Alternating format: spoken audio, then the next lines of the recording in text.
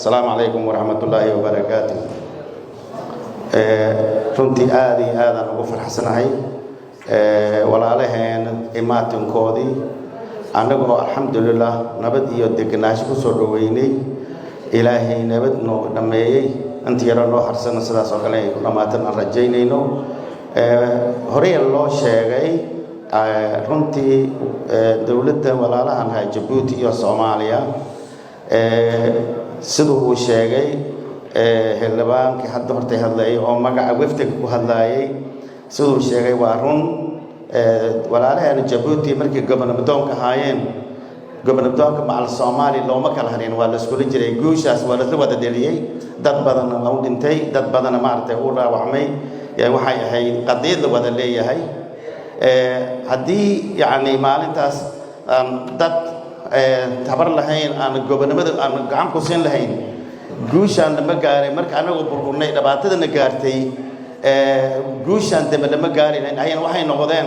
walaal karta badan niid wanaagsan aqoonteeda leh ay noqdeen waxaad ogtihiin dib u heshiisiintii arta oo dawladdan Jamhuuriyadda Sidaad ugu soo asaasay ka hor sharar badan iyo dadaal badan iyo adduun isku dayday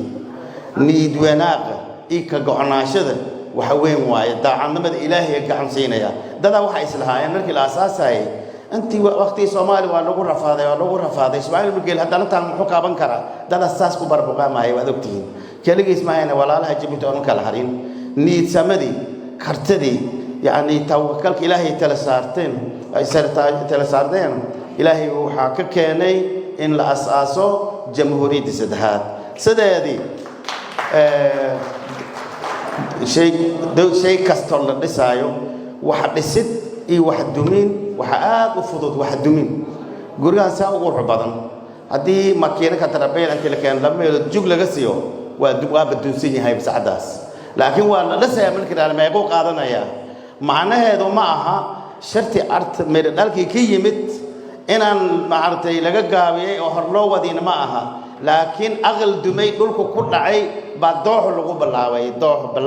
bilaaway alxamdulillah maanta meel fiican aan soo gaarnay hadda aqalkii wuxuu joogaa naashnaashin buu joogaa hadda naashnaashin ma ahayn yaani tiirkii dawladnimadii sidii maalintaas loo taagay maalin loogu sii darayay dawladda Soomaaliyeed maanta waa dhisan tahay ilaahay waxaan ka rajaynaynaa in ilaahay noo dhameystiro dawlad Soomaaliya waxa hadda la filayaa sida hadda xaaladda ku socoto ayada oo ma aragtay teknolojiyada iyo nooc kasta horumaray khayraadkii dhulka ilaahay ku manaystay la soo saari karo yaani gaajada laga baxayo nabad iyo barwaaqo iyo fakhrimadii gaajadii oo dhamaanayso qof kasto ehel iyo walaalena dib u eegi doonto dadka siday priority ugu kala leeyihiin feeri doonto waxa tarkeedii abaalguudkeedii bilaaw doonto ayaan hadda marayna alxamdulillah wa ilaaha baan ugu shukrinayna marka walaalayaal noo soo dhawaada haddii maaragtay magaaladii xamar oo maaragtay wila aasaartii dagaalka meelaha qaarkood lagu argay dhameystirmin oo hoosiigadeeda wila meelaha kaalqaas aad aragteen ogaada meesha la soo gaaray mar baa laga liitay waa magaaladiina marta ma tihidiin inta dambena maaragtay insha Allah waxaan rajaynaynaa magaalo wada dhalaalaysa inay noqoto soo noqoshadiin ayada oo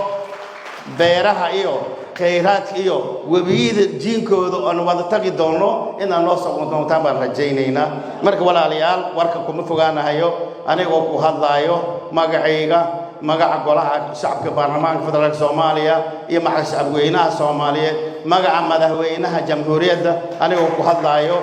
waxaan soo jeedinayaa soo dhaweyn niyad samo iyo salaan kal ilaab ah oo aad naga gaarsiisaan dawladda jamhuuriyadda ugu horeeyo madaxweyne